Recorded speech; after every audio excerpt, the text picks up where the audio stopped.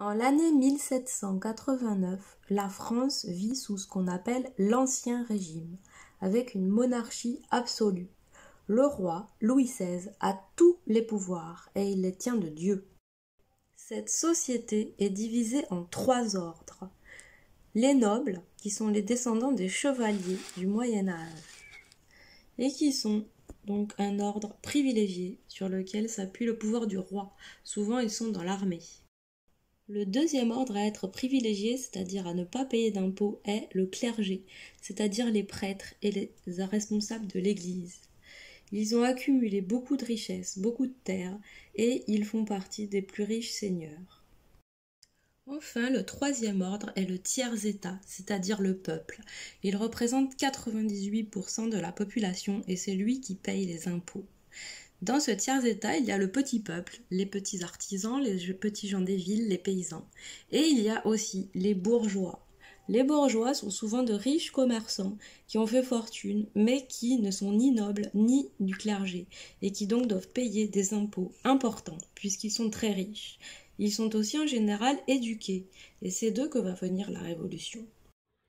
Comme la France traverse des difficultés financières, le roi Louis XVI décide de réunir les États généraux pour en discuter.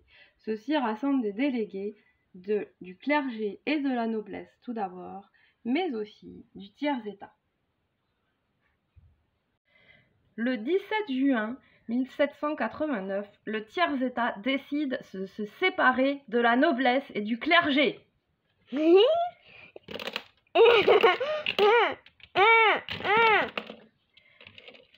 Et il décide donc de se proclamer Assemblée nationale, car comme il représente 98% de la population, il se considère comme les seuls à détenir la véritable souveraineté nationale. Le 20 juin, l'Assemblée nationale se réunit dans la salle du Jeu de Paume, rejointe par certains députés de la noblesse et du clergé, symbolisés par les 3 personnages ici. Et ils se mettent d'accord pour prêter serment. Ils ne se sépareront pas tant que la France ne sera pas dotée d'une constitution qui va régler les pouvoirs du roi. Le 14 juillet 1789, le petit peuple de Paris se révolte et prend la prison de la Bastille. Ouais! Finalement, la nuit du 4 août, lors de la réunion de l'Assemblée, les privilèges sont abolis. Les nobles et le clergé, qui auparavant étaient privilégiés et ne payaient pas d'impôts, deviennent égaux aux députés du tiers-État et à la population. Et finalement, le 26 août, l'Assemblée réunie adopte la Déclaration des droits de l'homme et des citoyens, qui affirme les droits imprescriptibles de l'homme.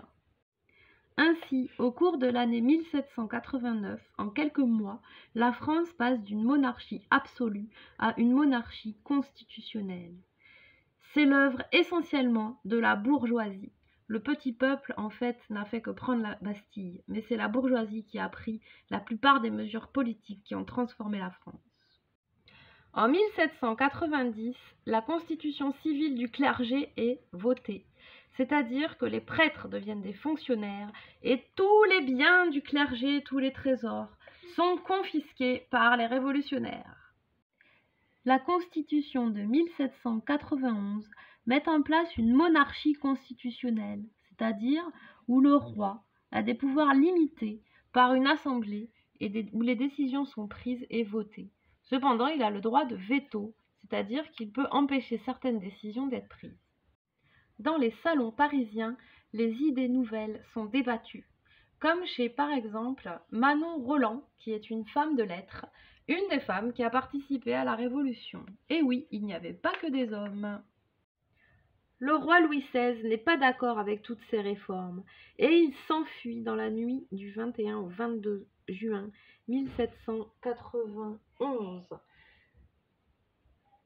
avec sa famille, Marie-Antoinette et le dauphin. Cependant, le roi Louis XVI et sa famille sont arrêtés à Varennes, car ils sont reconnus par un aubergiste qui voit le profil du roi et qui le reconnaît sur une pièce de monnaie. La famille royale est arrêtée. Ils sont ramenés de force à Paris. Les Français perdent confiance dans le roi, Et comme il est marié à une princesse autrichienne, Marie-Antoinette, la France décide de déclarer la guerre à l'Autriche-Hongrie, de peur que celle-ci ne vienne soutenir le roi.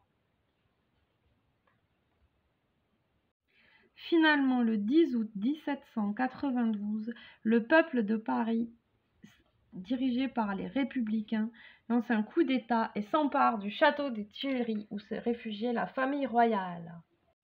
La famille royale est arrêtée et emmenée en prison. Le roi Louis XVI va être jugé. Le procès du roi se tient à la fin de l'année 1792. Il est accusé de haute trahison, car il a trahi tous les vœux qu'il avait faits pour la nation française. Finalement, le vote est très serré, mais il aboutit à la volonté d'exécuter le roi. Finalement, le 21 janvier 1793, le roi Louis XVI est exécuté par la guillotine. Et voilà, le roi est décapité. C'est la fin de la monarchie en France.